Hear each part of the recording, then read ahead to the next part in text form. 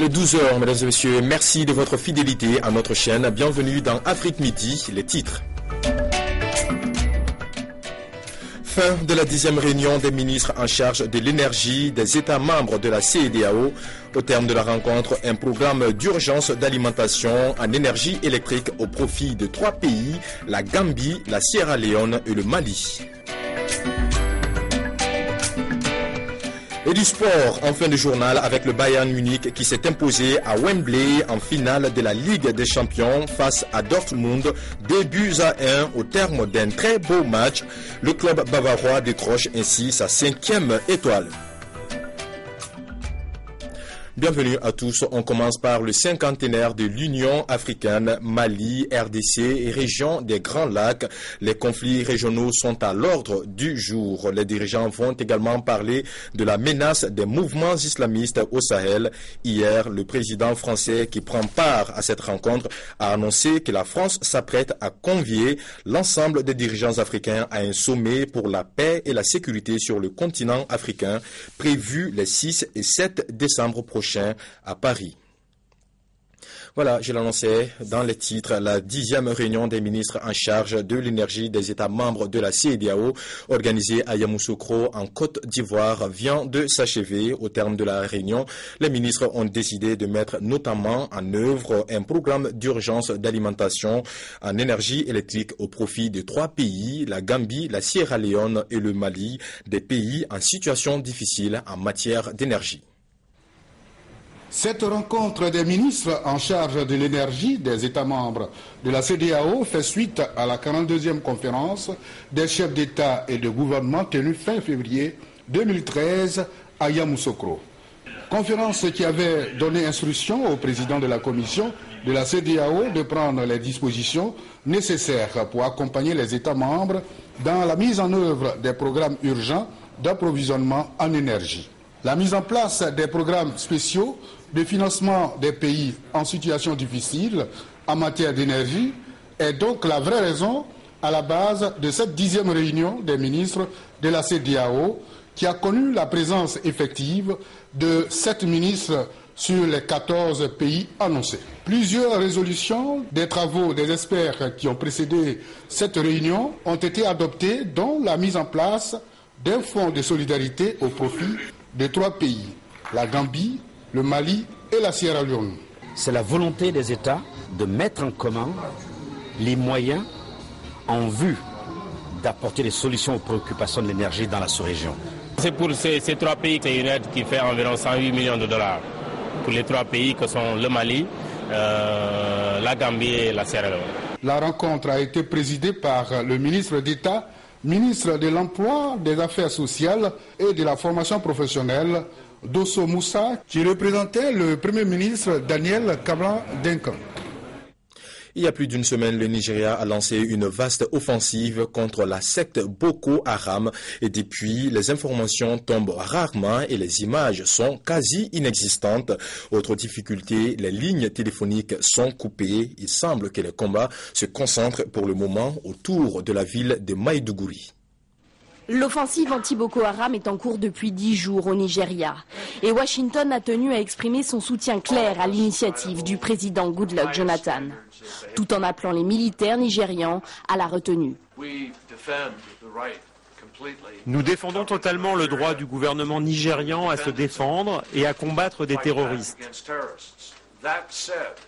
Ceci dit, j'ai soulevé la question des droits de l'homme avec le ministre nigérian des Affaires étrangères. Nous avons discuté sans détour. Il est essentiel que l'armée nigériane se comporte de la meilleure manière et qu'elle ne commette pas elle-même d'atrocités ou de violations des droits de l'homme. C'est crucial. Les États-Unis, mais aussi de nombreuses ONG sont inquiets. Le Nigeria a été accusé à maintes reprises de graves violations des droits de l'homme dans sa lutte contre Boko Haram. Le pouvoir a décrété l'état d'urgence dans 3 régions du nord-est pour y reconquérir certaines zones tombées aux mains des insurgés. notamment autour de Maïdougouri, berceau historique de Boko Haram. Mais les informations du terrain sont parcellaires, d'autant que le réseau de téléphonie mobile a été coupé. Lors de notre dernière intervention, je peux vous confirmer que nos troupes ont pu investir tous les camps de base des insurgés et d'après ce que nous avons vu, les opérations ont été menées de façon professionnelle. Lors de cette offensive également, l'armée nigériane a réussi à libérer ses femmes et ses enfants. Ils avaient été capturés par Boko Haram en représailles car plusieurs épouses et enfants de membres du groupe islamiste sont retenus prisonniers par les autorités nigérianes. En signe d'apaisement, le gouvernement a promis de les libérer, sans préciser dans quel délai. Il a aussi offert l'amnistie aux insurgés qui se rendraient, une proposition rejetée par le chef du groupe.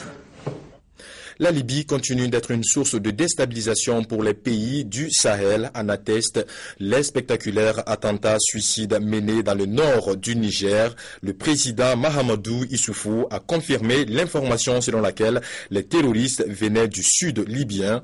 Je rappelle que les attaques ont été revendiquées par le Moujao et le chef islamiste Mokhtar Belmokhtar. Direction l'Égypte à présent, on part pour les montagnes de Haute-Égypte. Les problèmes économiques et crise du tourisme poussent les habitants d'Assoua à trouver d'autres activités. Certains conducteurs se sont transformés en chercheurs d'or. À 4 heures de route au sud d'Assouan, Djebel el-Soukari, littéralement la montagne sucrée. L'endroit, connu pour son sol truffé d'or, était contrôlé par la police avant la Révolution. Mais depuis 2 ans, elle s'est retirée de cette montagne pour contrôler d'autres cibles plus stratégiques dans le pays.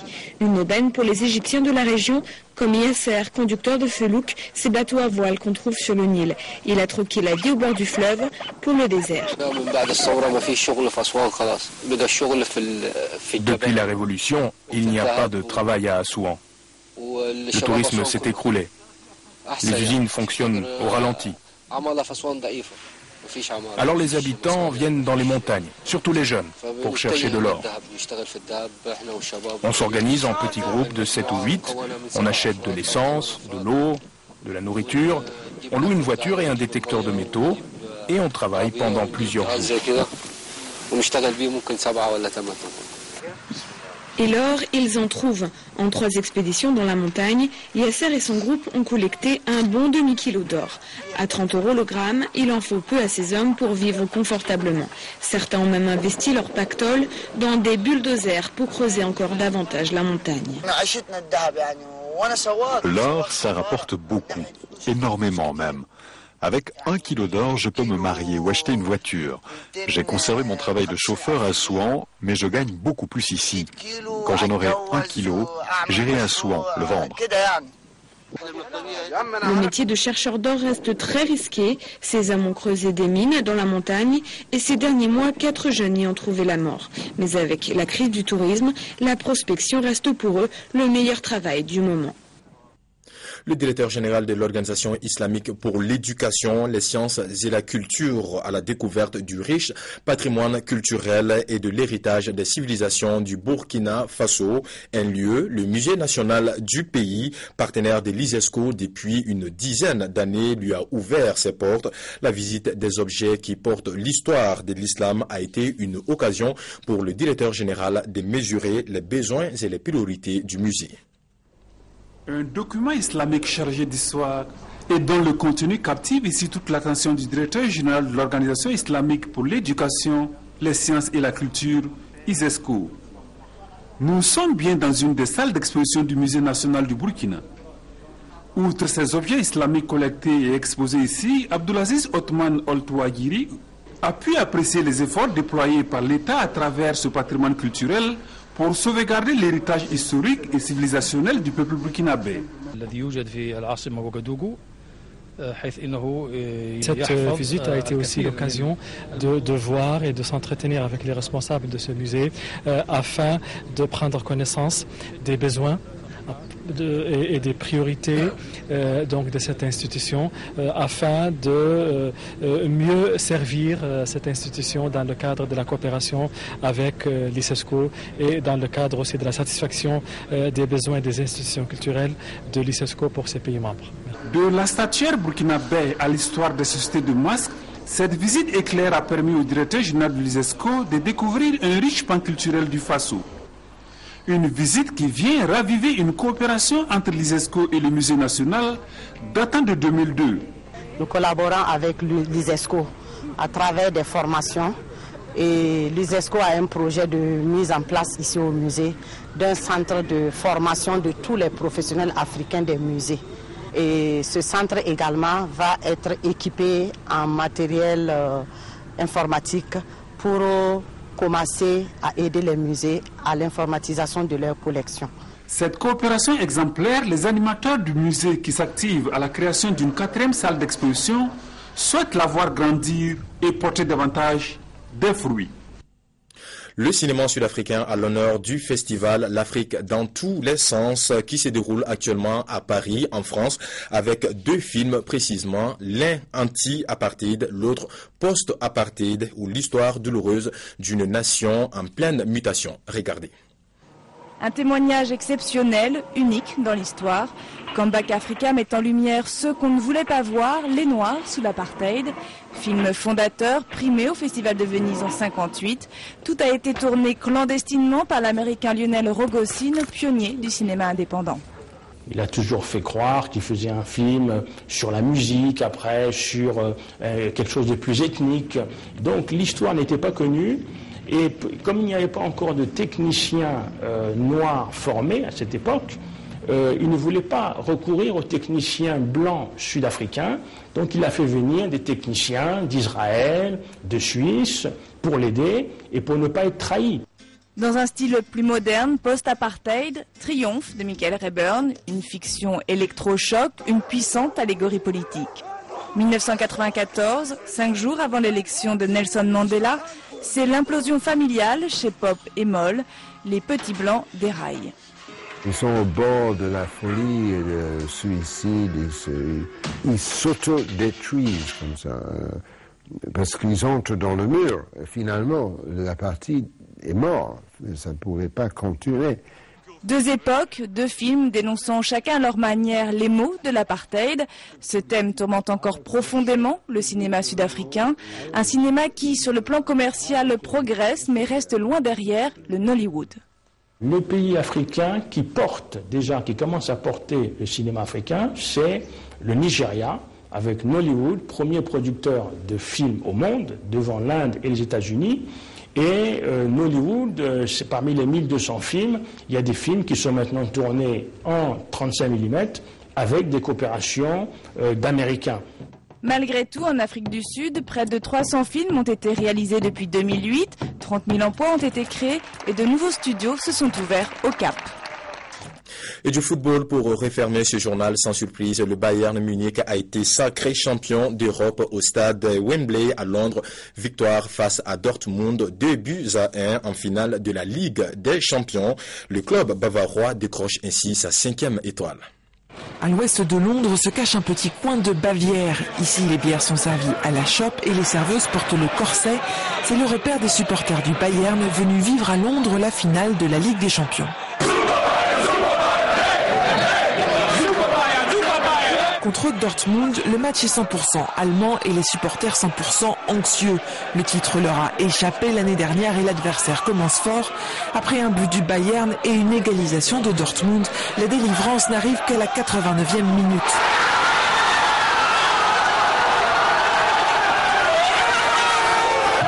Après notre défaite contre Chelsea l'année dernière, c'est incroyable. Nous attendions un nouveau titre depuis 2001. Alors, enfin.